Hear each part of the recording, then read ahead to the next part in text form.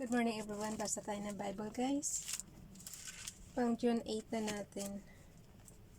2 Chronicles chapter 30 and 31 and John chapter 18 verse 1 to 18. Dito muna tayo sa John. Alauna na, bilisan natin para matulog na tayo. Alauna na ng madaling araw. Hindi pa tayo natutulog.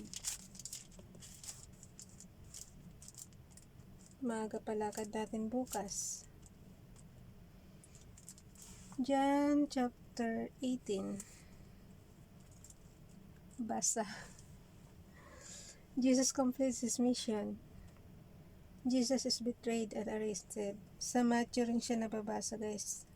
Chapter 26 verse 47 to 56. When he had finished, pero ito kasi pabalik, sabi ko sa inyo pabalik-balik lang yan eh. So nasa John tayo ngayon, John 18. When he had finished praying, Jesus left with his disciples and crossed the Kidron Valley. On the other side there was an olive grove, and he and his disciples went into it. Now Judas, who betrayed him, knew the place, because Jesus had often met there with his disciples. So Judas came to the grove, guiding a detachment of soldiers and some officials from the chief priests and Pharisees. They were carrying torches, lanterns, and weapons.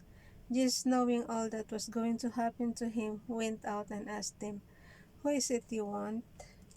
"Jesus of Nazareth," they replied. "I am he," Jesus said. And Judas the traitor was standing there with them. When Jesus said, "I am he," they drew back and fell to the ground. Again he asked them, "Who is it you want?" And they said, "Jesus of Nazareth." "I tell you that I am he," Jesus answered. "If you are looking for me, then let these men go." This happened so that the words he had spoken would be fulfilled. "I have not lost one of those you gave me." Then Simon Peter, who had a sword, drew it and struck the high priest's servant, cutting off his right ear. The servant's name was Malchus. Jesus commanded Peter, "Put your sword away. Shall I not drink the cup of the fathers? Shall I not drink the cup the fathers has given me?" Annas questions Jesus. Then the detachment, akala ko lumagpas tayo eh. Sa verse 12 guys. Then the detachments of soldiers with its commander and the Jewish official arrested Jesus. They bound him. Bakit wala yung sabi hinalikan ni Judas si Jesus? Kulang yung ano rito, yung pag-describe. Kasi nakaano lang si Judas eh. And Judas the traitor was standing there with him. Nakatayo lang siya. Diba sabi dati hinalikan si Jesus. Kulang yung nakasulat sa John. Kaya nga may kasabihan tayo eh, halik ni Judas. Wala, nakatayo lang siya.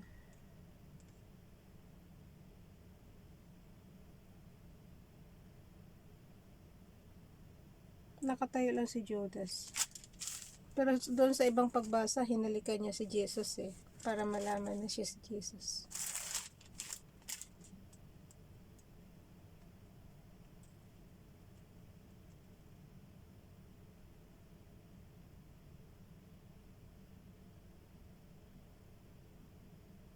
So, nag-guide lang si Judas sa mga Pharisees.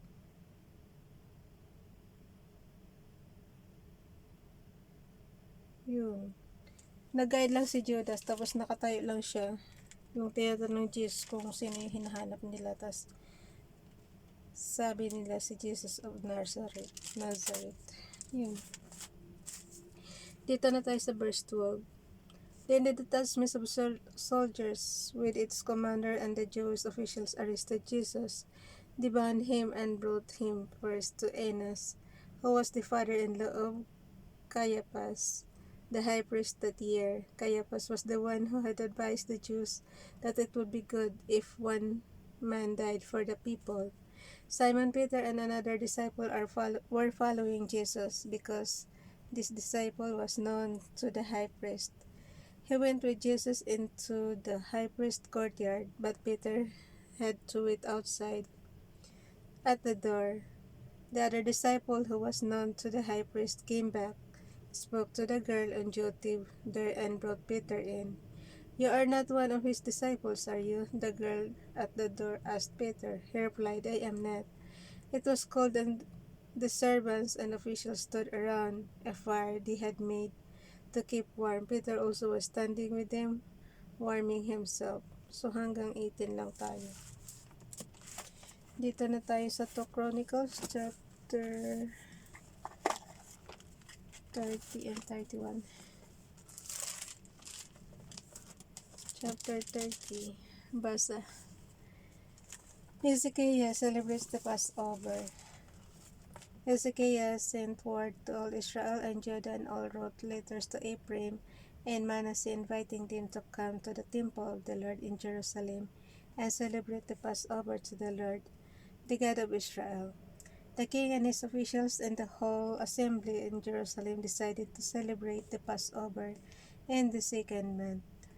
They had not been able to celebrate it at the regular time because not enough priests had consecrated themselves and the people had not assembled in Jerusalem.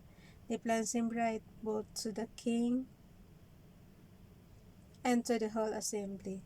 They decided to send a proclamation throughout Israel from Beersheba to Dan, calling the people to come to Jerusalem and celebrate the Passover to the Lord, the God of Israel. It had not been celebrated in large numbers according to what was written.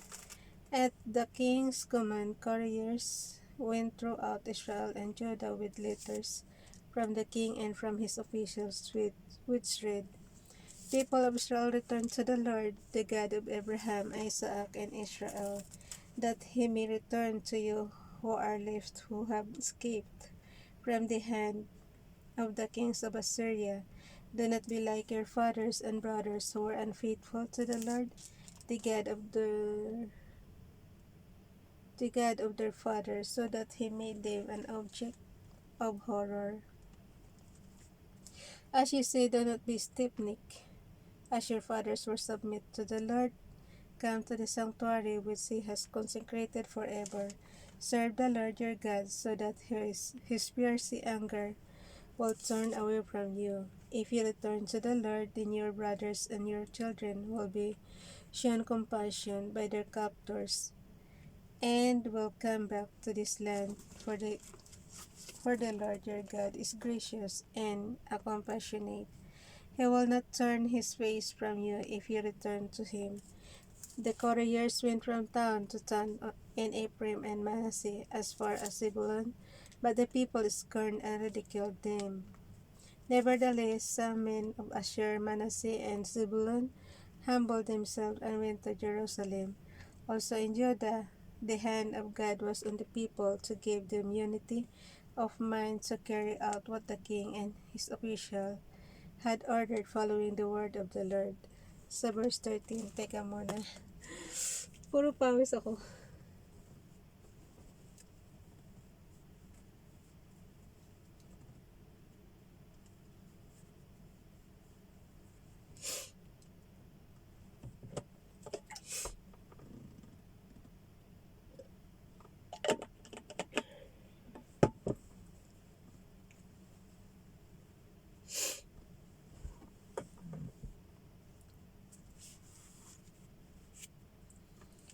Verse 13, nasaan na yun?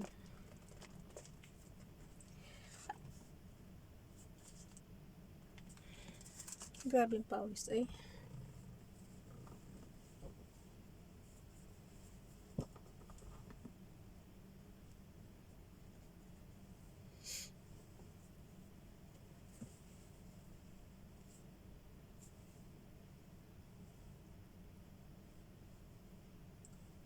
Sabi nila pagka pinapawisan daw yung ilong, silosa. So, ibig sabihin silosa tayo. A very large crowd of people assembled in Jerusalem to celebrate the feast of unleavened bread. In the second month, they removed the altars in Jerusalem and cleared away the incense altars and threw them into the Kidron Valley. They slaughtered the Passover lamb on the 14th day of the second month. The priests and the Levites were ashamed and consecrated themselves and brought burnt offerings to the temple of the Lord. Then they took up the regular positions as prescribed in the law of Moses, the man of God. The priests sprinkled the blood handed to them by the Levites. Since many in the crowd had not consecrated themselves, the Levites had to kill the Passover lambs for all those who were not ceremonially clean and could not consecrate their lambs to the Lord. Although most of the many people who came from Ephraim, Manasseh, Issachar, and Zebulun had not purified themselves, yet they ate the Passover contrary to what was written. But Hezekiah prayed for them, saying, May the Lord, who is good, pardon everyone who sets his heart on seeking God, the Lord, the God of his fathers, even if he is not clean according to the rules of the sanctuary. And the Lord heard Hezekiah and held the people. The Israelites who were present in Jerusalem celebrated the feast of unleavened bread for 7 days with great rejoicing, while the Levites and priests sang to the Lord every day, accompanied by the Lord's instruments of praise. So verse 22. Hezekiah spoke encouragingly to all the Levites who showed good understanding of the service of the Lord. For the 7 days they ate their assigned portion and offered fellowship offerings and praised the Lord, the God of their fathers. The whole assembly then agreed to celebrate the festival 7 more days, so for another 7 days they celebrated joyfully. Hezekiah, king of Judah, provided 1,000 bulls and 7,000 sheep and goats for the assembly, and the official provided them with 1,000 bulls with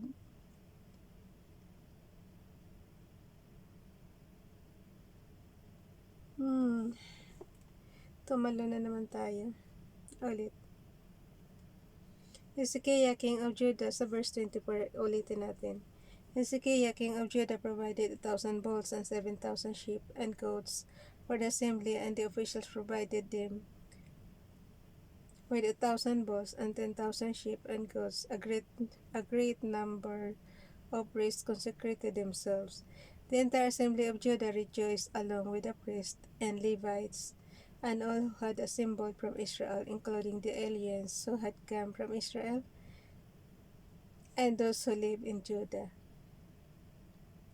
There was great joy in Jerusalem, for since the days of Solomon, son of David, king of Israel, there had been nothing like this in Jerusalem. The priests and the Levites stood to bless the people, and God heard them, for their prayer reached heaven, his holy dwelling place. Sa chapter 31 na tayo. Grabe ng pawis.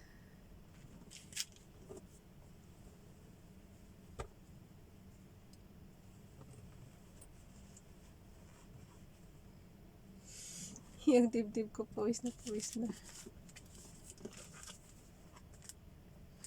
Sa chapter 31, when all this had ended, the Israelites who were there went out to the towns of Judah, smashed the sacred stones, and cut down the Asherah poles. They destroyed the high places and the altars throughout Judah and Benjamin and Ephraim and Manasseh. After they had destroyed all of them, the Israelites returned to their own towns and to their own property. Contributions for worship. Hezekiah assigned the priests and Levites to divisions, each of them according to their duties, and as priests or Levites to offer burnt offerings and fellowship offerings, to minister, to give thanks, and to sing praises at the gates of the Lord's dwelling. The king contributed from his own possessions for the morning and evening burnt offering, and for the burnt offerings on the Sabbaths, new moons, and appointed feasts, as written in the law of the Lord. He ordered the people living in Jerusalem to give the portion due to the priests and Levites so they could devote themselves to the law of the Lord. As soon as the order went out, the Israelites generously gave the first fruits of their grain, new wine, oil, and honey, and all that the fields produced. They brought a great amount tithes of everything. The men of Israel and Judah who lived in the towns of Judah also brought a tithe of their herds and flocks and the tithe of the holy things dedicated to the Lord their God, and they piled them in heaps. They began doing this in the third month and finished in the seventh month. When Hezekiah and his officials came and saw the heaps, they praised the Lord and blessed his people Israel. Hezekiah asked the priests and Levites about the heaps, and Azariah the chief priest from the family of Zadok answered, "Since the people began to bring their contributions to the temple of the Lord, we have had enough to eat and plenty to spare because the Lord has blessed his people, and this great amount is left over." Hezekiah gave orders to prepare storerooms in the temple of the Lord, and this was done. Then they faithfully brought in the contributions, tithes, and dedicated gifts. Conaniah, a Levite, was in charge of these things, and his brother Shimei was next in rank. Jehiel, Azaziah, Nahat, Asahel, Jeremoth, Jozabad, Eliel, Ismakiah, Mahat, and Benaiah were supervisors under Conaniah and Shimei his brother by appointment of King Hezekiah, and Azariah the official in charge of the temple of God. Kor, son of Imnah, the Levite keeper of the east gate, was in charge of the freewill offerings. Allah.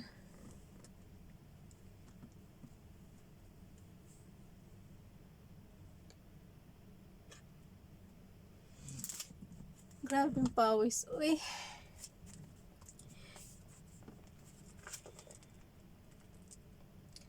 Kore, son of Imnah, the Levite keeper of the east gate, was in charge of the freewill offerings. The verse 14 yun na. Given to God, distributing the contribution made to the Lord and also the consecrated gifts. Eden, Benjamin, Jeshua, Shemaiah, Amariah, and Shechaniah assisted him faithfully in the towns of the priests, distributing to the fellow priests according to the divisions, old and young alike. In addition, they distributed to the males 3 years old or more, whose names were in the genealogical records, all who would enter the temple of the Lord to perform the daily duties of their various tasks, according to their responsibilities and their divisions, and they distributed to the priests enrolled by their families and the genealogical records, and likewise to the Levites 20 years old or more, according to their responsibilities and their divisions. They included all the little ones, the wives, and the sons and daughters of the whole community listed as gene- gene- genealogical records, for they were faithful in consecrating themselves.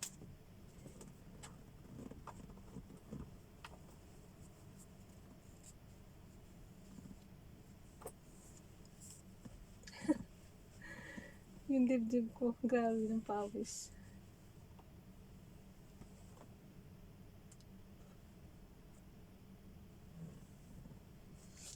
Grabe ng pawis, guys.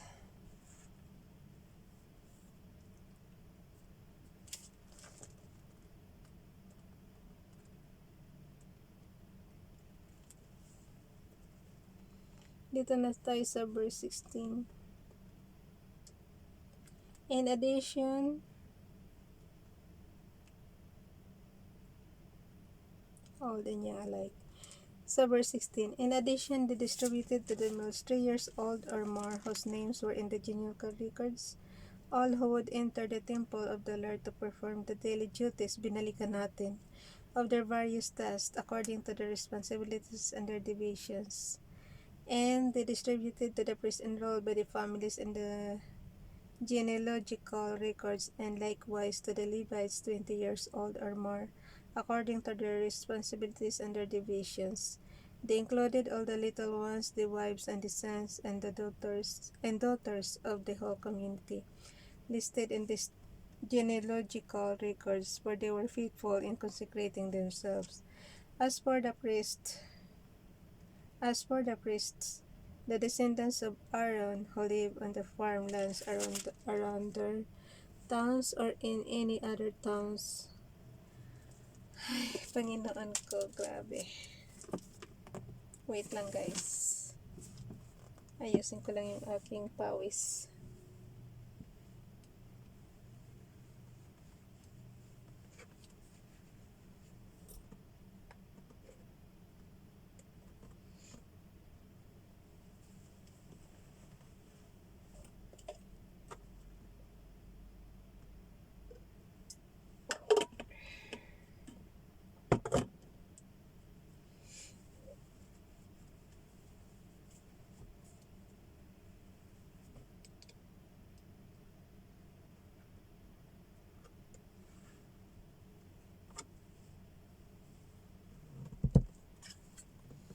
Grabe na oh.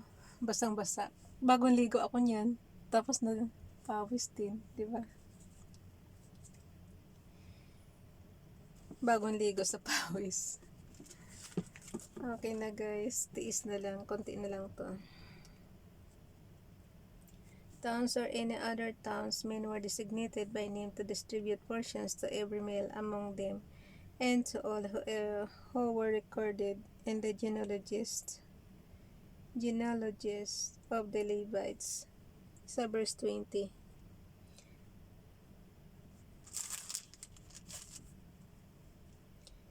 This is what Hezekiah did throughout Judah, doing what was good and right and faithful before the Lord his God.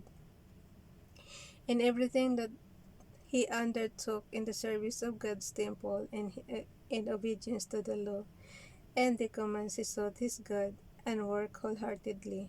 And so, he prospered. So, hanggang dyan na lang guys. Bye everyone. God bless.